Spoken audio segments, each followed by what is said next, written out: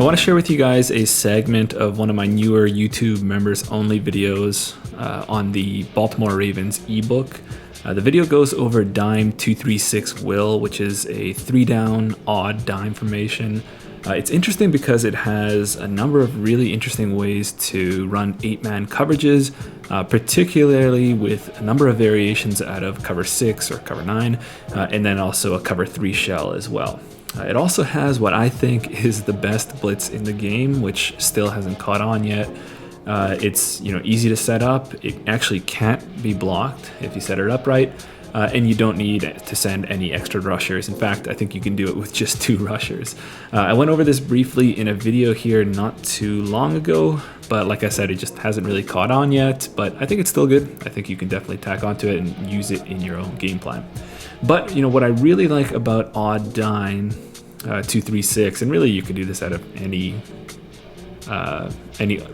front in the game, but I think it just works naturally here, is, to the best of my knowledge, the best way to use a rush, the best way to get pressure from only sending 3, and a brutally easy run commit glitch that will have your opponent wondering what's going on. So I'll play that part of the video right now, but if you're interested in trying this concept and tying it into the rest of the formation, the rest of what I think is a really deep and good defensive playbook, consider joining the YouTube membership, where we do weekly, though sometimes bi-weekly, deep dives into really cool and interesting stuff like this. So without further ado, here is what I think is the cheesiest defense in Madden 22. Right away, before we get into any of the specific coverages and plays, what I want to talk about is the 3-man, how to get a 3-man rush and good defense from a dime odd front in this year's game at its current state. So right away, if you are running a 3-man rush, so just 3 men right here, and it's a passing play, what you'll notice is that the chances of them shedding is pretty much 0. So they have to get some weird glitchy disengage, but otherwise you see the quarterback can just stay in the pocket like for seconds. The only way they can not is maybe this guy, sometimes he gets up from off the ground and maybe he'll disengage. But you see, I've already been in here for how much? I don't know what these two are doing right here. They're just kind of chilling. But you see, if it's 3-man pass rush, nobody's going to get to you. So just go ahead and throw this away. And the other thing is, if you are running a 3-man pass rush and you're trying to do user rush moves, so I've shown this a few times in the past, where say we're on a 3-tech, we're trying to swim move some of the guys, that also tends to not work. So if I try to swim move this guy, this is a bad matchup right here. I'm against, I think, Lane Johnson with, not a good pass rusher. But in general, it won't work, except in the very specific case, and this is what I've been doing, if you have edge threat on your defensive ends and you perform a speed rush move, your guy will not only win, he'll win every single time. So what I do is I contain, so that once I get pressure off one side and the quarterback tries to escape to the other, we have some help to help contain them in there. And all you essentially do is, at the snap of the ball, you're attacking the outside shoulder of the right tackle, and all you do is just hold the sprint button. Okay, so it maybe takes a couple of times in practice mode to get this down, but when you do, it looks something like this. And as I say that, I mess it up. So we'll go ahead and reset this, and I'll show you again. Okay, so let's try it again. So what I do is I attack the outside shoulder, and I get this super speed rush, and I'm there within a second or two.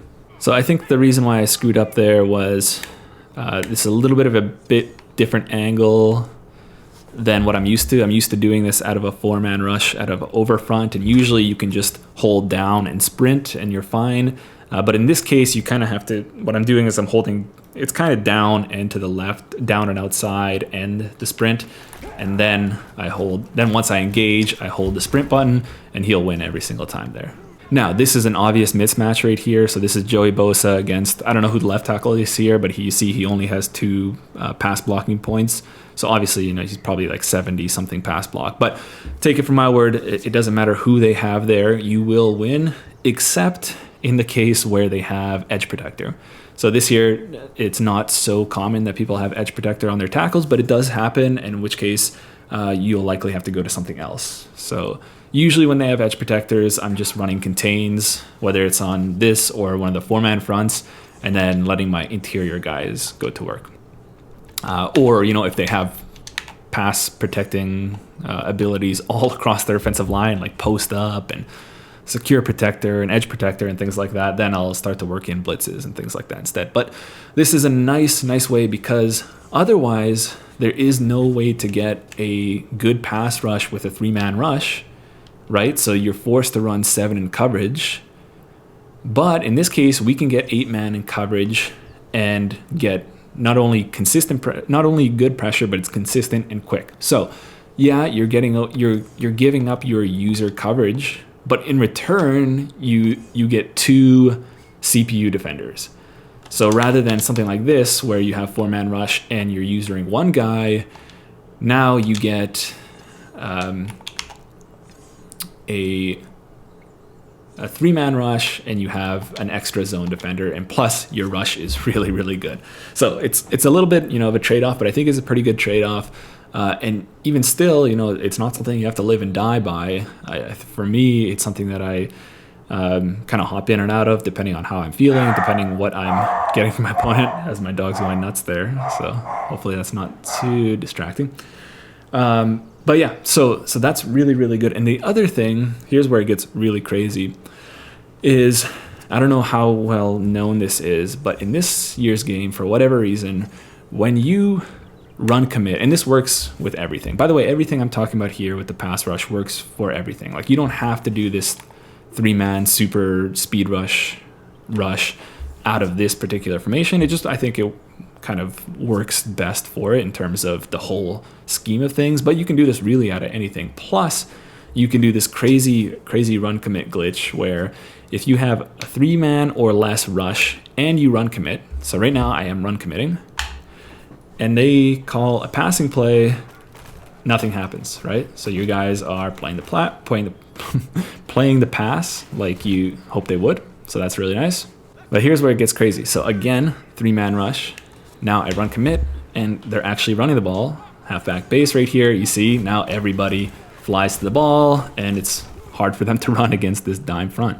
So obviously it's glitchy, maybe a little bit of shadiness, but that's just competitive edge, I guess. It's something you found that the other opponent doesn't have, and you might as well use it, have a little bit of fun with it, where you're essentially guessing right every single time. If it's a run, they are run committing. If it's a pass, they're essentially pass committing. And if it's an RPO, they'll play the pass. If it's a play action, they'll play the pass. So you don't have to worry about anything. Go ahead and run commit every single time, because you'll be fine. The only thing is, don't go crazy with it like this. If you try to get a ton of guys in coverage and they do end up running the ball, then you do get all these pancakes. So be careful with that. However, if you want to be really crazy and really stupid and really annoying, and you want to drop all these guys into coverage and it's a pass, you can still get those speed rush animation as I just did right there, even though I was a little bit bad with it. The other thing you should be careful with is if you are, say, running cover 2 sync and you have a 4-man rush, and say sometimes you run commit and you don't realize that there's a 4th blitzer on here, you can get into a situation now where they actually run commit and then you've given up a touchdown. So be careful there. Make sure it's 3 or less pass rushers. But otherwise, I think you're good to go. It really depends on getting edge threats. I have 2 edge threats, one on the left, one on the right. I like to be able to mix it up a little bit. The other thing is, if I am expecting a run, I like to be on the end opposite of the running back, because I can read the run, do a swim move to the inside, and usually I can get a stop for a 0, 1 to 2 yard gain. So that's another thing I like to do. The other thing is, you may consider putting strip specialist on these guys, because once you get past the tackle and through the quarterback, which you can really quickly, if you hold the sprint button near the quarterback, it's like a 80%, 90% chance that you're going to get the ball back. It's not something I've done yet, because this is something fairly new to me running this scheme, so I haven't put those guys on yet. But I know, just like last year, if you do the strip specialist and you get to them, it is a good chance you're just going to take the ball away from his hands. The reason why I sometimes don't do that is because sometimes just by trying to user tackle the quarterback myself, oftentimes I actually just straight up miss the guy. So, last year and even this year, especially now that the turbo button is gone, what I'll do is I'll just click off, and I find that the AI does a much better job of wrapping up on the quarterback and not missing him. So yeah, just a few random things to keep in mind there at the end, but otherwise I think it's a really, really good, really, really wild kind of scheme. Just take a little bit of a moment in practice mode and get used to this type of thing. I think maybe, if you're on this guy over here on the right, it's a bit of a better angle. If you're on the left, you see he's a little bit tight in, and I don't know why okay.